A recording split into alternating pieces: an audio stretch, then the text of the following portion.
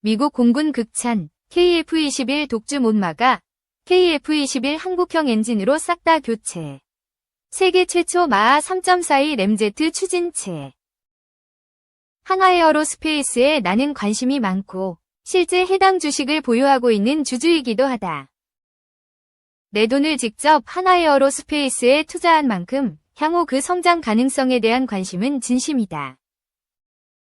오늘은 한화에어로스페이스의 미래를 전망할 때 빼놓을 수 없는 이슈를 커버하고자 한다.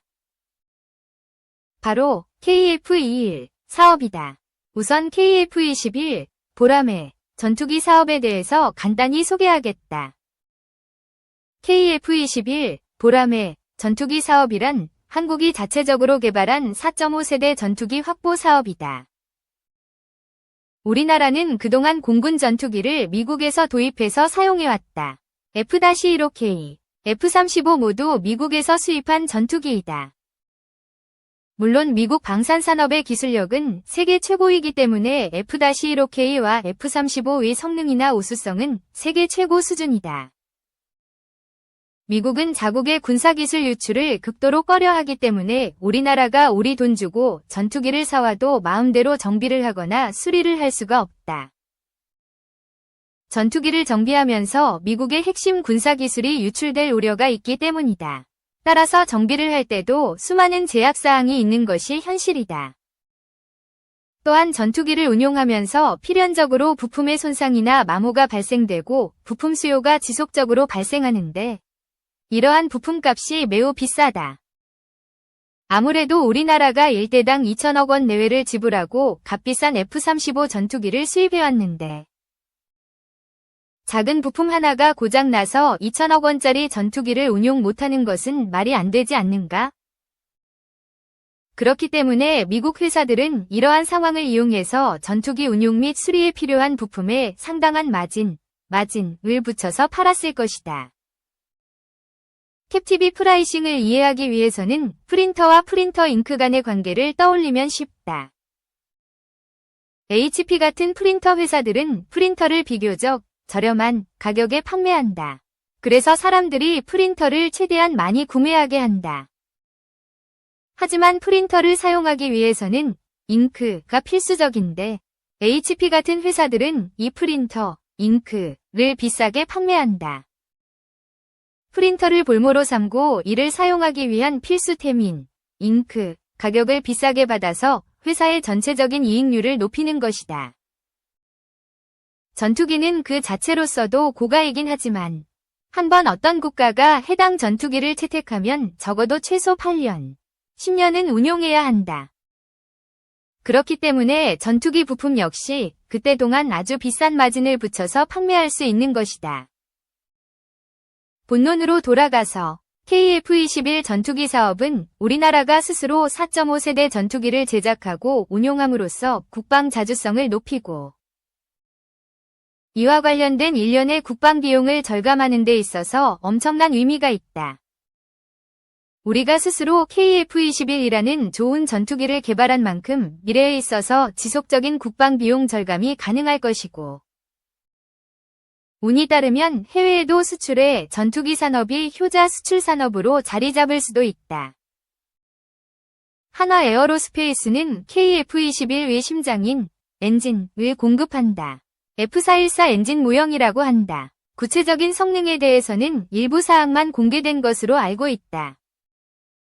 하지만 한화에어로스페이스의 경우 대한민국에서 최고의 항공 엔진 기술력을 보유한 회사인 만큼 그 성능 역시 최고 수준일 것이 당연하다. 한화에어로스페이스의 경우 KF-21의 엔진 공급을 본격적으로 시작하였다.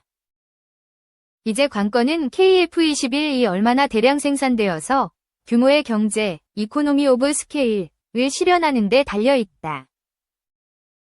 사실 방위산업의 경우 규모의 경제는 매우 중요한 개념이다. A 전투기를 100대 생산할 때랑 1000대 생산할 때 단위당 평균 비용은 완전히 달라진다. A 전투기를 100대 생산할 때는 거래처에 부품을 100개만 주문할 것이다. 하지만 1000대를 생산할 때는 부품을 1000개나 주문할 것이고 부품업체에서는 이러한 큰 손을 놓치면 안 되기 때문에 적극적인 부품 가격 할인 정책을 펼칠 가능성이 높다. 규모의 경제를 최대한 단순히 설명한 것이긴 하지만 본질은 위와 같다. 대량 생산을 할 때 원자재 및 부품 구매 시 가격 협상력이 높아지기 때문에 보다 저렴한 가격으로 살 수 있을 뿐만 아니라 고정비, 픽스드 코스트에 해당하는 각종 공장 등 시설의 가동률이 높아지기 때문에 비교적 저렴한 가격에 생산할 수 있다. 추가로 KF21의 단위당 생산 단가가 낮아지면 판매 가격 역시 낮아질 것이고 해외에서 KF21을 더욱더 사고자 할 것이다. 더욱더 사고자 해서 구매 제한이 더욱더 들어오면 KF21의 생산 단가가 추가로 낮아질 수 있는 선순환 효과가 발생할 수 있다. 대한민국이 앞으로 전투기 마케팅 및 세일즈에 심혈을 기울여야 하는 이유이다. 우리나라 KF21 전투기에 대한 러브콜이 아직 해외에서 적극적으로 오고 있지는 않지만 중동, 동남아시아, 동유럽 등 우리나라 전투기에 대한 잠재적인 수요처는 충분하다고 본다.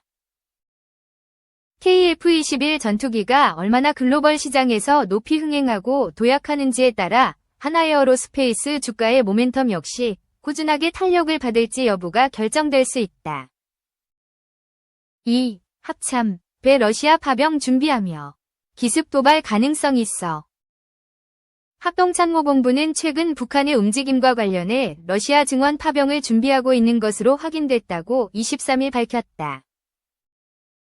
참은 북한이 연말 극초음속 중거리 탄도미사일, IRBM 등 기습 발사 가능성이 있다고 보고 경계 강화 및 도발 상황 대비에 나섰다. 합동참모본부는 이날 이 같은 내용이 담긴 보고서를 통해 북한이 올해 초 철거 감시초소, GP, 복원 완료 이후 소위 전선지역 국경선화 요새화 작업 접적지 해역 위성항법 장치, GPS, 전파교란 오물 쓰레기 풍선 살포 소음 방송 등을 지속하고 있으며 러북신조약 체결 파병 등 러시아와의 군사 밀착 행보를 강화하고 있다고 밝혔다. 합참은 북한군은 12월 들어 동계훈련을 정상 진행하고 있고 주요 도발 세력의 특이 동향은 식별되지 않고 있다, 라며 북한이 우리 국내 상황을 관망하며 연말당 전원회의 등 정치 행사와 관련 경계 강화 조치 등 내부 상황 관리에 치중하고 있는 것으로 보인다, 라고 밝혔다. 러시아 파병 관련 북한군은 교대 증원 파병을 준비하고 있는 것으로 보인다. 240mm 방사포와 170mm 자주포 등 현재 운용 전력 일부도 지원하고 있으며 지난 11월 김정은 현지 지도시 공개한 자폭형 무인기 등도 생산 및 지원하려는 동향도 일부 포착됐다.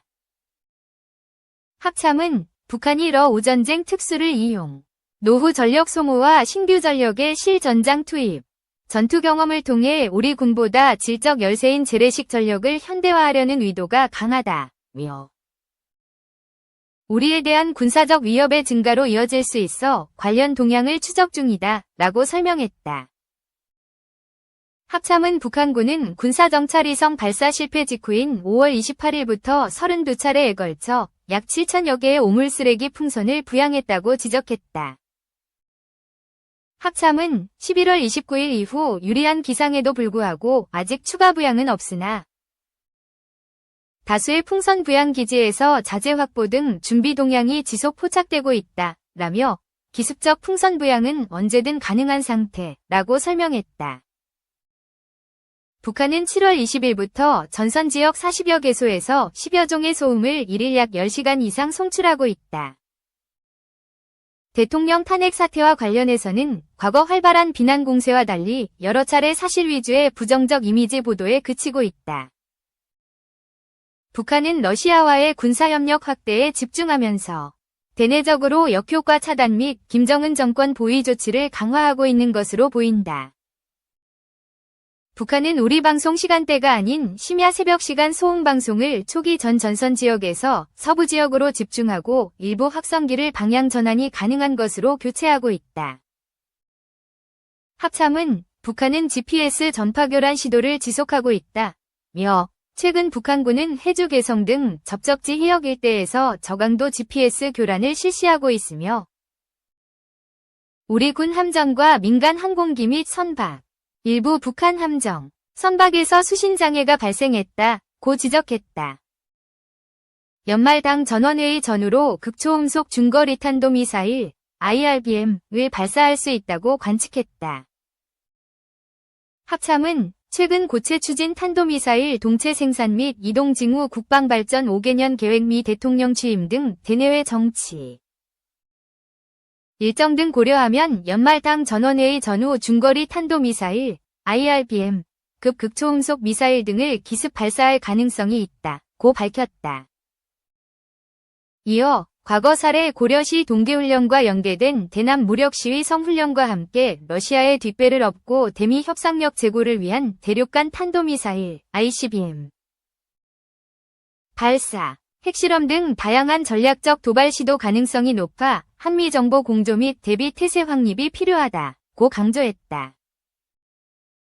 북한은 지난달 24일부터 경의선 송전탑 철거 작업도 하고 있다. 현재까지 북측 지역 15개 중 11개를 철거 완료했고 비무장지대, DMZ 내 11개 중 MDL 이북 첫 번째 송전탑만 철거하지 않았다. 이는 감시장비 설치용 타워로 활용할 소지가 있어 우리 군이 추적 중이다. 합참은 북한은 약 8개월째 전선 지역 작업 중이라며 최근 수천 명의 병력을 증원. 이미 구축한 군사분계선, MDL, 이북 전술도로와 북방한계선 일대 방벽 상단에 철책을 설치하고 있으며 이는 혹한 및 12월 말 노동당 전원회의 이전선과 고양을 위해 올해 계획된 작업을 마무리하기 위한 조치로 보인다고 설명했다. 전선 지역 공사에 대해선 합참은 올해 작업은 MDL 일대 철책 40여 km, 북방한계선 일대 방벽 10여 km를 진행해 북한 군인 및 주민의 월남 차단 대응과 유사시 작전 병력 증원을 위한 차량 기동성, MDL 근접 감시 능력 등이 다소 보강될 것으로 예상된다고 분석했다.